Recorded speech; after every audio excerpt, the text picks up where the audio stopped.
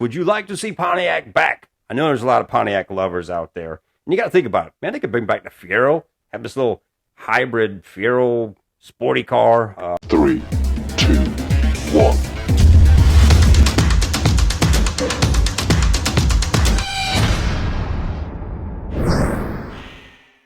What's up, everyone? Todd Brown, That Racing Show. Thanks for dropping by for this pit stop segment. We got some wild things to talk about today. Pontiac coming back. We're going to get into that here in a moment. Tony Stewart, a lot of things to talk about. What's the rumblings going on with all this? It just continues to build. But first, I want to start out with North Wilkesboro this weekend. And, man, rain.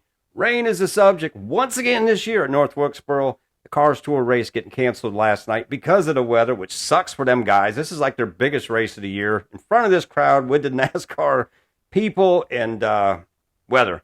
Just not cooperating. If you live in North Carolina like I do, you know, it's just sucked. It's rained nonstop here lately, and nobody's enjoying it. So get the hell out of here. But anyways, I'm looking forward to seeing Kevin Harvick in that 5 car, see what he can do in practice this weekend. Hope that is able to happen. Now Kyle Larson has announced he's going to be skipping the heat races to qualify for the Indy 500. Focus on that.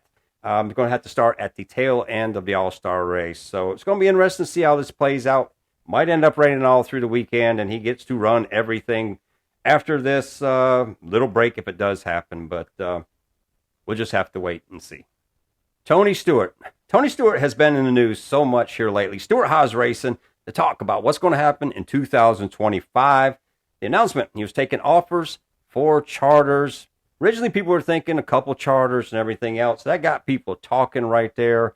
And speculation that Front Row Motorsports and Stewart Haas Racing were going to team up. Got me excited. I was ready to see Michael McDowell be over there and be part of this organization. Thought maybe this could be a match made in heaven for these guys. But then the announcement, Michael McDowell going to Spire. So I kind of blew that out the window. But now the talk is he possibly selling every bit of it? The building, the team, everything. And I got to say, I could see this happening for so many reasons. Tony Stewart's so involved in the drag racing industry right now. His wife, Leah Pruitt, getting out of the race car for a little bit here to focus on family. Tony Stewart's going to be a daddy. That is crazy to think about. Could you imagine being Tony Stewart's kid?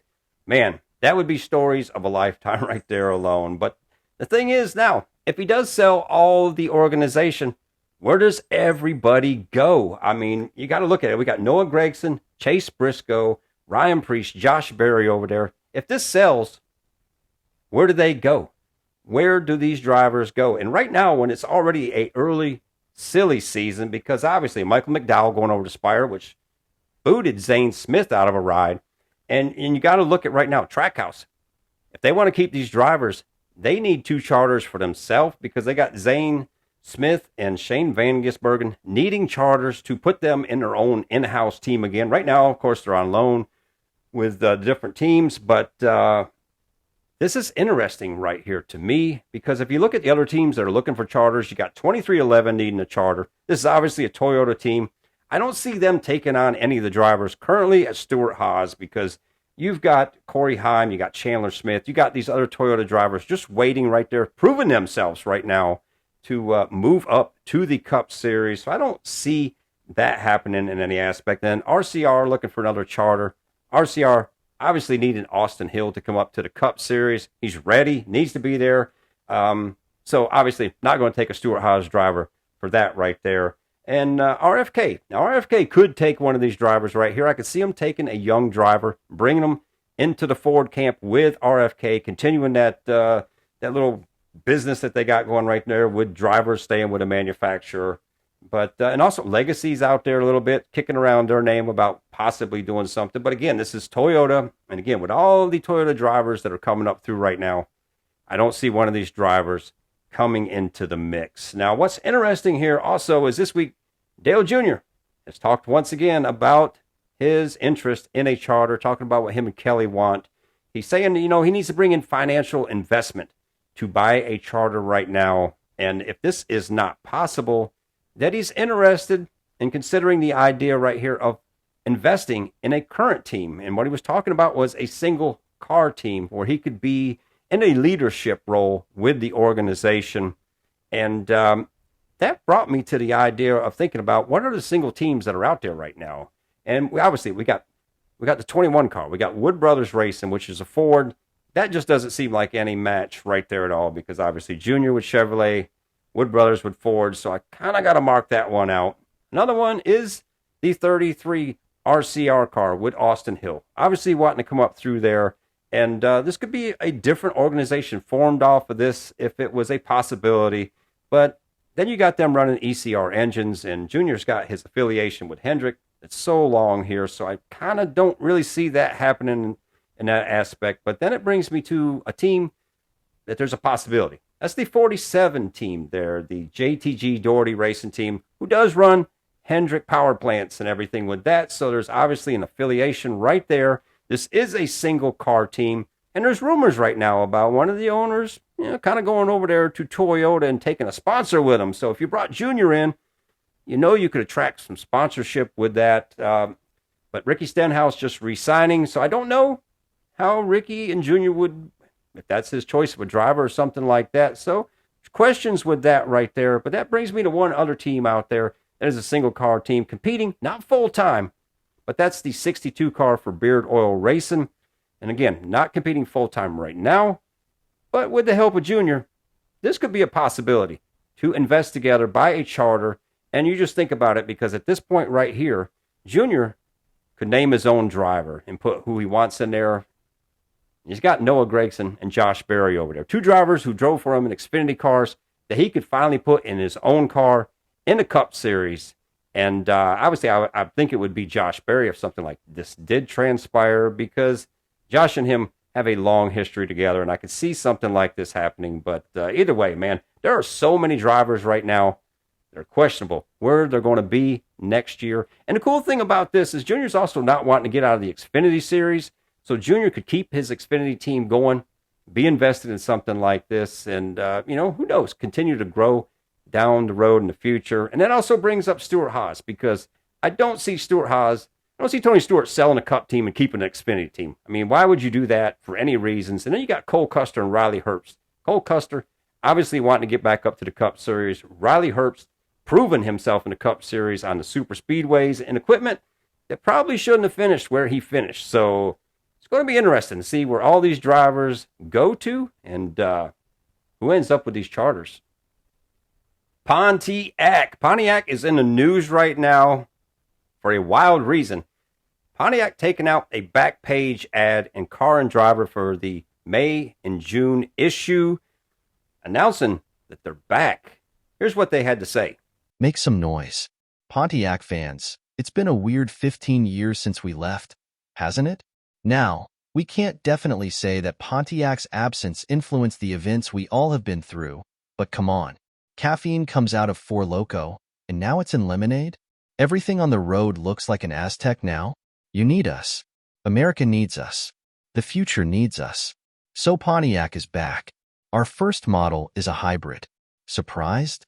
Well, it uses a battery and an electric motor to start a 667 horsepower supercharged 372 cubic inch V8. And we think you're going to want one, because what else are you going to do? You can't buy a new Dodge Challenger and leave the splitter guards on anymore. Don't worry, we've got you. Our new car's entire front end is a splitter guard. At Pontiac, we're here to offer a future filled with V8s, great sounds, gold pinstripes, and window louvers. And if someone shouts, "Last call," we'll just smuggle in some cores from Colorado and keep the party going. Pontiac is back. Now, before you get all excited about this, there was a tiny little disclaimer down at the bottom, and, it read something like this. Disclaimer. Do you need to be told that this advertisement is fake and not to be taken seriously? Our lawyers think you do. But either way, this has a lot of people talking about, is Pontiac coming back? Why would General Motors take out an ad like this that cost a ton of money for something that was just a joke, something that was completely false? And it's very interesting to see if there's any legitimacy to this, or if it is just some kind of prank that they wanted to do. But it doesn't make sense to me to do something like this unless you were trying to see what the consumers were going to reply to you on an announcement like this. And people have been talking, people have lit it up about this. And the talk is this could be a chance for Pontiac to bring back the Firebird as a hybrid V8, a car to compete with the Ford hybrids and just be in a new market that they're not in right now. And you got to look at the simple fact: the Camaro is disappearing from the production line, ends in 2025, or actually has already ended. But the Camaro is supposed to stay on the racetrack with the Cup Series, but it makes no sense to be racing a car that you're not selling on the production line. And here's the interesting thing is the Camaro, when it come back after 7 years in 2008, it had great sales. In 2009, they had their all-time high sales. They sold 81,229 units that year.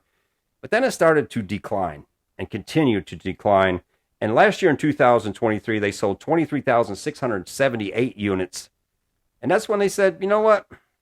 Time to call this. And they pulled the plug on it. In comparison, the Ford Mustang last year sold 48,605 units. So they sold over twice as many as Chevrolet. So Chevrolet pulled the plug on the Camaro.